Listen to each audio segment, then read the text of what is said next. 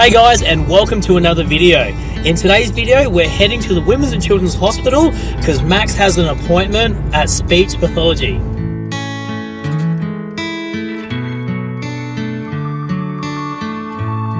So this appointment here, he's going to have his video fluoroscopic swallow study, and we're going to find out what's happening with his dysplasia. I think I'm saying that right. Is that right? Sounded pretty good. So all this sort of stuff's very new to us. We're not really sure what to make of it all. At the moment, we've just been giving him EBM in bottles, and we've been using a thickener. And hopefully today we'll get some answers of what's actually happening with his feeding and everything like that. And we'll be able to have some sort of a plan on... We'll find out today if we have to stop breastfeeding completely. Yeah, so today we'll find out if we have to stop breastfeeding completely. But at the moment, we're just keen to get a bit more answers and to have a recovery plan for Max. And just so he's not coughing and rattly and everything like that, but then also to prevent him having any more chest infections, because that's the last thing we want to do, is to head back to the hospital with Max having pneumonia or bronchiolitis or anything like that.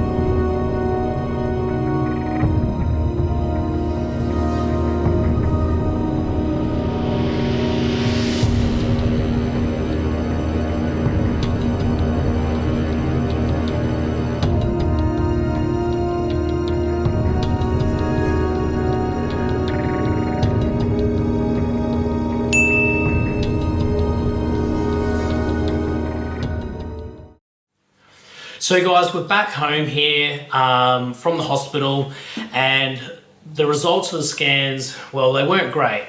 So basically what the scan was, it was a video fluoroscopic swallow study, and in a nutshell, it was an x-ray scan, and it was side on. Max was sitting in a little chair, and on the monitor, you could see Max eating. And then basically what the scan was, they had 5 different types of liquid, all breast milk, but each with different thicknesses. And in the breast milk, they had a dye that would show up on the scan. So it was like an x-ray scan, and they had Max sitting in a seat, and they had him shown from side on.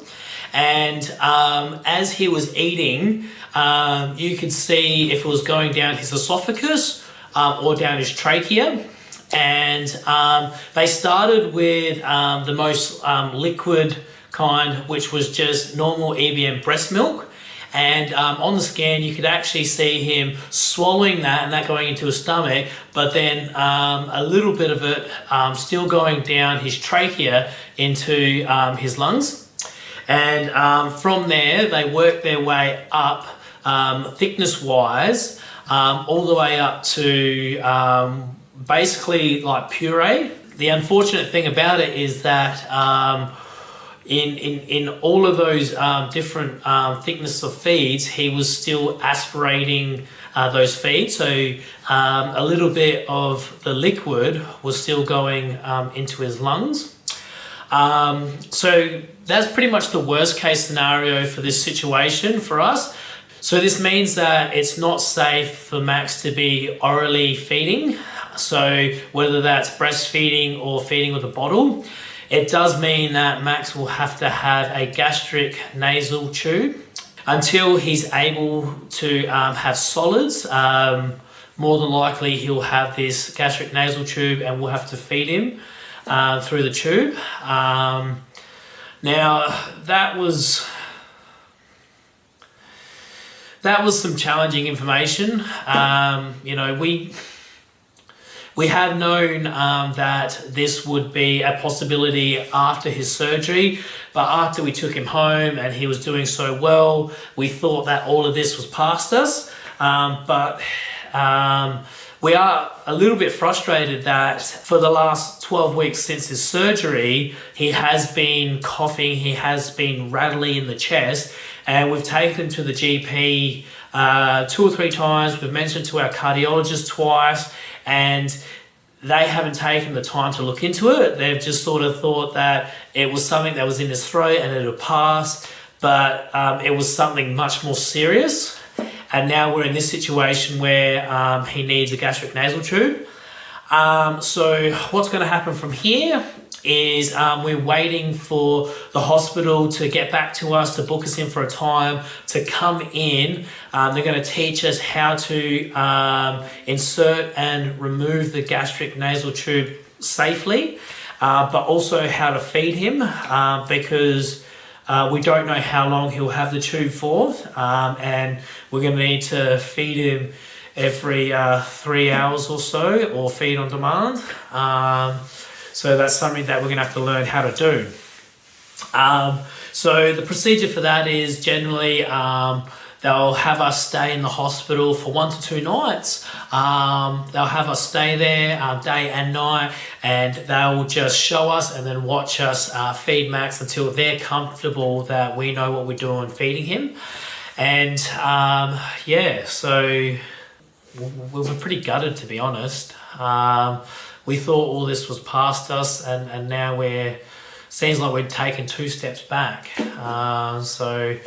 But you know, like we've always said, we'll do what we have to make sure that, you know, Max is happy and healthy. So this is what we've got to do, and so this is where we're at. So in the next coming vlogs, we'll keep you updated on what's happening with that.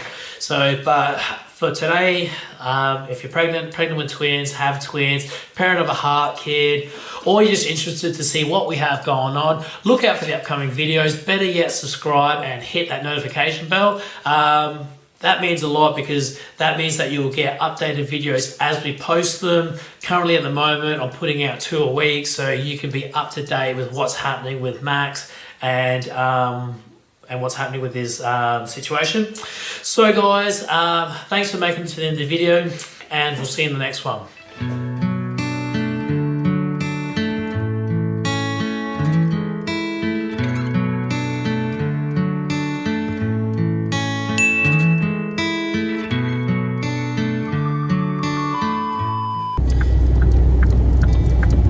I think that was a very... You said pneumonia again. Pneumonia. Yes. Pneumonia. Not pneumonia.